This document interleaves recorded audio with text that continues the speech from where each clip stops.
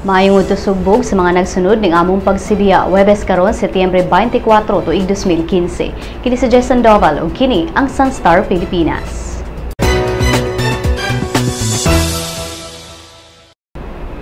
Posibleng bago nga grupo ang nagpaluyo sa pagpanagit sa tulo ka mga langyaw ug usa ka Filipina ni adtong Lunes sa gabii sa isla sa Samal sa Davao. Kini ang gibutyag ni Presidente Aquino ato sa press conference dito sa Apayao kagahapon. And as usual, hindi ko pwedeng sabihin sa inyo yung ongoing operations in details. No? Baka naman malapitan natin matukoy, baka lumalapit tayong matukoy kung nasan sila. Pagbibigyan ko na anumang clue, yung mga kumidnap sa kanila, baka biglang lumipat ang pwesto. So yung kailangan ko i-preserve yung operational security. Basta sa kampo nyo, no, na hindi tumitigil ang ating security sector na pagtugis dito sa mga taong to. At pagkatapos ito, at ngayon pala siguro, kakaroon na ng review. No? Paano nangyari ito? At mukhang sa initial ng mga report sa akin, parang bagong grupo. No? Siyempre mag-accounting rin ang ating intelligence services. No? Bakit nawala sa radar to? Baka naman talagang bagong buo itong grupong to. Hindi natin alam eh. Pati yung motivation hindi pa rin ganun kaklaro. Ano ba itong pakay nila sa pagkikidnap? Usa ka cartographic sketch sa usa sa 11 ka mga sospetsado ang gipagawas sa kapulisan kagahapon. Ang cartographic sketch base sa testimonyan ni Steve ug Kazuka Trip, duha sa mga langyaw nga nakaikyas sa mga armadong lalaki ni adtong Lunes. Ang mga biktima nga sila si Jarta Sekingstad, usa ka Norwegian, ug Canadian nationals John Ridsell ug Robert Hall ug usa ka Pinay gingong gidala sa kabukiran sa Davao Oriental. Matud pa ni Davao Police Director Aaron Aquino nga nakit-an ang mga biktima ug ang ilang mga kidnappers sa Davao Oriental kagabii ug ang Scout Rangers nagsunod na nila.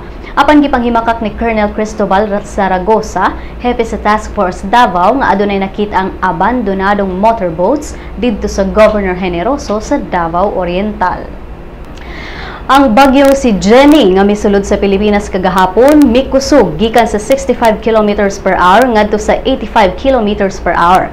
Ang bagyo namatikdan 1,050 km sa sidlakang bahin sa Calayan Island sa Cagayan alas 10 kaganinang buntag matud sa Pag-asa. Sa pagkakaroon, wala pay public storm warning signal nga giisa ang Pag-asa. Ang bagyo magdala og hinay ngadto sa kusog nga pag-uwan sa tibuok nasod.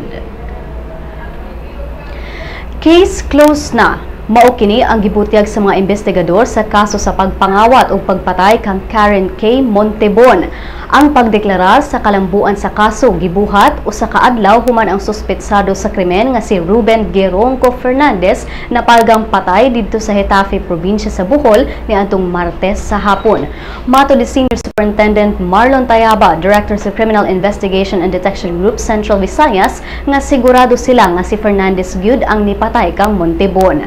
Dakong tabang sa kalambuan sa investigasyon mo ang kapuyo ni Fernandez nga si Jeneline Suon kinsa ni presentar sa iyang kaugalingon sa buhatan sa Lapu-Lapu Police ug dipasabot nga sila ni Fernandez mao ang nakit-an sa balay ni Montebon sa wala pa kini mamatay. Si Suon gikuyugan ni Fernandez sa balay sa biktima aron mangutana kung nakapadala na ba og kwarta ang igsuon niini nga anaa sa Hawaii. Sa dihang ng lakaw na sila gipakanaog si Suon ni Fernandez sa barangay Bangkal kay daw nahutda na sila og gas ug mangita pa kini og kwarta pagpatubil. Apan matud sa investigasyon nga makita sa CCTV sa subdivision nga nibalik si Fernandez didto ug anhin na gituohang nangawat si Fernandez ug gipatay si Montebon. Sa pagkakaroon ang kapulisan nag-imbestiga pa sa kung kinsay nipatay kang Fernandez. Matud ni Chief Superintendent Prudencio Tombanias, Director sa Police Regional Office Central Visayas, nga dakong kalapasan nga dili ang kapulisan ang nakauna pagkakita sa suspetsado. Nagkasikit na ang kumbate sa presidential race nila ni Senator Grace Poe, Vice President Judge Jomar Binay o kanhi DILG Secretary Mar Rojas. Sa Social Weather Station Survey karong Setyembre, si Poe nakakuha og 26%, 24% kang Binay ug 20% kang Rojas. Matod sa survey nga statistically tied ang tulo tungod sa positive-negative 3% nga margin of error sa survey. Wala pa nakaanunsyo si Poe sa iyang kandidatura sa dihang gihimo ang survey. Si Poe nagkanayon nga interesado siya sa umaabot nga surveys di nakabalo na ang mga tao sa iyang plano sa 2016. Ang kampo ni Binay mipadayag nga inspirado sab sila sa resulta o padayon silang motrabaho aron mosaka pa ang ratings. O gani ang mga balita gikan sa ubang bahin sa nasod.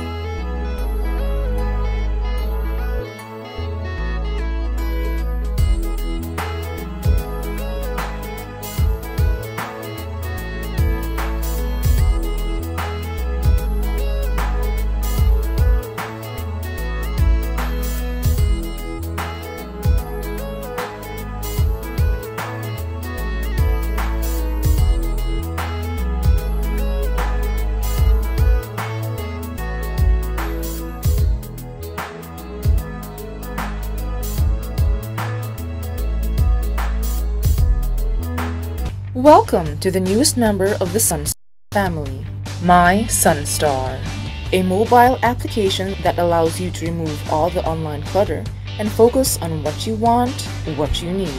To enjoy our latest edition, you must have an Android device, a mobile phone or tablet. Go to the Google Play Store, type My Sunstar in the search box. Click on Search. Once brought to the application, click on Install. Wait.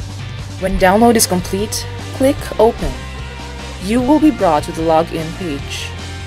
You may use your Facebook or Google Plus account to register. If you are already logged into your Facebook, registration is automatic. Next, select your interest. Click on at least 3 categories and at least 1 location like Cebu or Davao or any of the cities in the Sunstar network. When you're done, click on Done. Great selection! If you do not select any category or location, you will automatically be brought to the News Bits section where you can find, in one glance, a list of news of the day that you should know. If you have selected your interest, the News Bits will be the first list, followed by different categories that you chose. This way, you do not see all the other news and articles that will not be relevant to you. What you see is what you want. If you want to add more categories, click on the menu icon on the top left. Choose My Interests. Select again. You will also see in the menu information prepared specifically for the mobile app. These are Lotto, classifieds on jobs and properties, and obituaries. What makes My Sunstar different from the Sunstar website and the responsive mobile site is its customization feature. You be the judge of what is news to you. This app will also be available soon on the Apple Store, so those with iPhones and iPads can enjoy My Sunstar. Thank you! 10 high school teams, 7 college squads, 2 divisions, fighting for the championship crown. Who will reign sa Southmid 2015? Watch every game live at www.sunstar.com.ph. Visit sasafid@sunstar.com.ph to get the latest updates.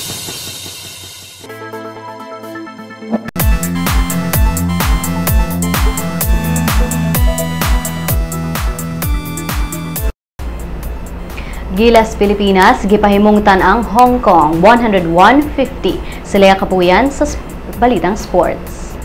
Ang kapilihan sa Gilas, Pilipinas kagahapon batok sa Palestine nahimong dakong inspirasyon sa Gilas aron mokayod og maayo alang sa kadaugan nila karon batok Hong Kong. Sa pagsugod pa lang sa duwa, nipakita na og maayong teamwork ug hugot nga depensa ang Gilas aron tapuson ang first quarter sa score nga 28-15. Gipalabuan pa kini og 29 points paghuman sa second quarter. Gihuman sa Gilas ang third quarter nga may labaw nga 45 points, 83-38. Naglabaw ang Gilas sa hapit tanang departamento sa duwa diin nakakuha sila og 50% kontra 31.3% sa 2-point field goal, 41.2% kontra 17.9% sa 3-point field goal. Sa rebounds, nakakuha usab sila og 62. Ang Hong Kong adunay 38. 16 ka assists ang nahimo sa Pilipinas, samtang ang Hong Kong adunay 10 assists. Gipanguluhan ni Jason Castro William ang Gilas sa iyang 21 points. Gisundan kini ni Andre Blatch nga may 17 puntos. Ang Hong Kong nga nipildi sa Kuwait kagahapon 87-50, nagtabla na karon sa Gilas nga adunay 1-1 win-loss record. Ugma ikasangka sa Pilipinas ang Kuwait. Ang 2015 FIBA Asia Championship mao ang agianan sa usa ka nasod nga makaapil sa 2016 Summer Olympics nga ipahigayon sa Brazil. Leia Capuyan sa Balitang Sports.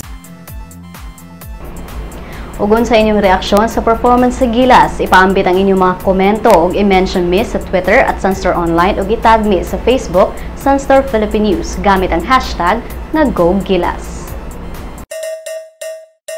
Mga kabisdak! Anian na ang atong magazine! Bisdak! Kabisdak ato ani gikan sa bagatan hangtod norte. Isan asa mapadpad Bisayang dako makalupad. Mahigugmaon, matinahuron, matinabangon, mapasigar buhok. Bisayang dako ehemplo sa maayong lumulupyo. Anian na bay! Ato ni bay! Original ni bay! Bisdak Magazine ni bay! Ang Bisdak Magazine mapalit sa Newsboys ug sa inyong suking tindahan.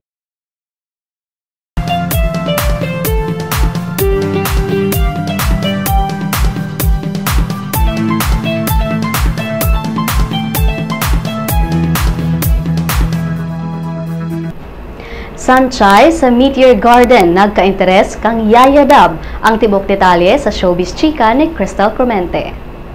Dili na gyud ma-deny ang kasikatan ni Alden Richards ug Maine Mendoza kinsa mas naila sa tandem nga Aldab. Ning bag-o lang usa ka foreign star ang na-curious bahin sa moong love team. Si Barbie Hsu kinsa mas naila sa nasod nga si Sanchay sa sikat nga Asian novela nga Meteor Garden, nipadayag sa iyang ka-curious nganong sige og trend ang Aldab sa Twitter.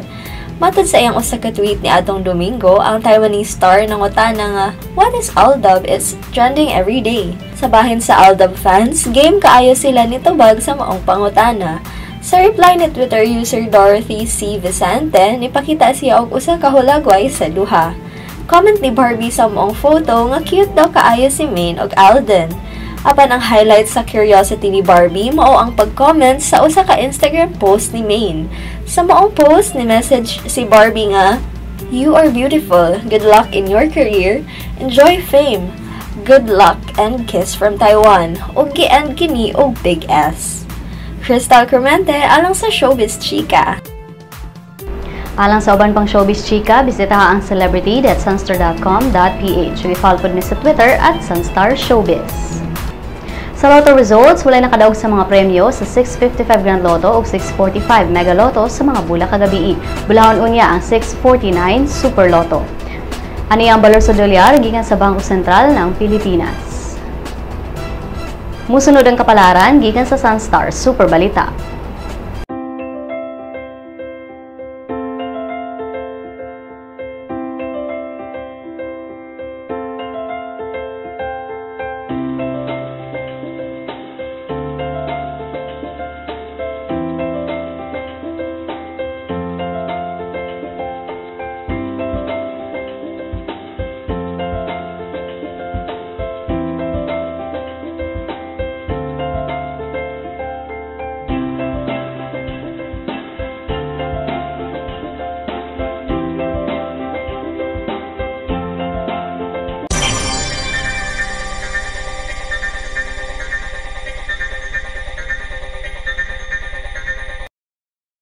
Ug dinhi natapos ang atong mabalita karong adlaw. Alang sa dugang pang updates, bisitaha ang www.sunstar.com.ph. I-follow sab ang mga updates sa Twitter at Sunstar Online ug sa Facebook, Sunstar Philippine News.